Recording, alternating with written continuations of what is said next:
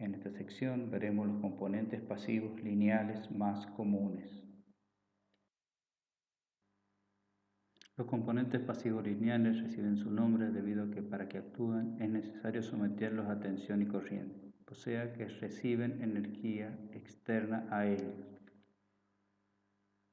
Dentro de los dispositivos lineales más comunes se encuentran las resistencias, las inductancias y los condensadores. Las resistencias producen una caída de tensión tanto en corriente continua como en corriente alterna.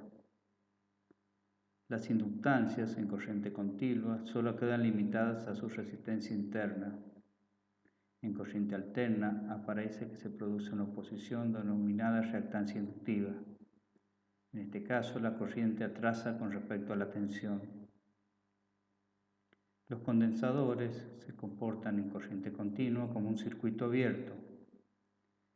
En corriente alterna aparece lo que se llama reactancia capacitiva. En ellos se acumula energía en el campo eléctrico y producen un adelanto de la corriente respecto de la tensión. Ahora especificaremos lo que son las resistencias. Las resistencias presentan una oposición a la circulación de la corriente, tanto en corriente continua como en corriente alterna. Los símbolos que se utilizan para las resistencias comunes se muestran en la figura de la izquierda.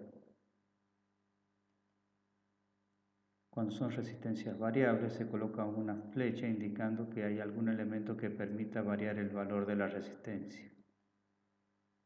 Cuando son potenciómetros, es decir, una resistencia variable que se puede utilizar en forma continua, tienen estos otros símbolos. La utilización de la resistencia es masiva en los circuitos electrónicos. Existen diferentes formas, tipos, tanto fijas como variables. La construcción de estos componentes se realiza por distintos procesos resultantes de diferentes tipos. Están las resistencias pirolíticas, las metalizadas y las bobinadas.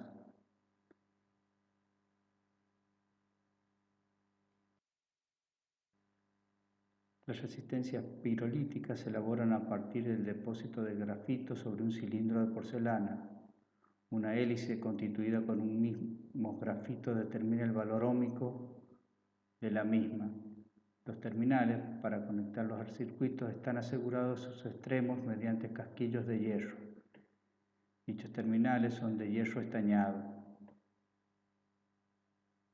Una vez determinada la resistencia, se aplica una capa de pintura y franjas de color para definir su valor y tolerancia.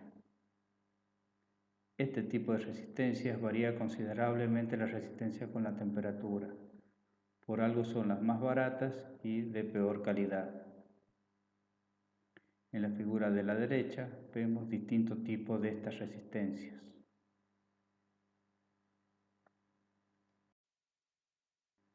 Las resistencias metalizadas se construyen en forma similar a las pirolíticas, pero con una hélice sobre un depósito metálico.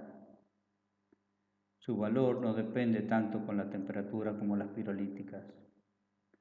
Se utilizan en aplicaciones especiales también como instrumentos de medición. Estas resistencias se fabrican hasta una potencia de 4 vatios.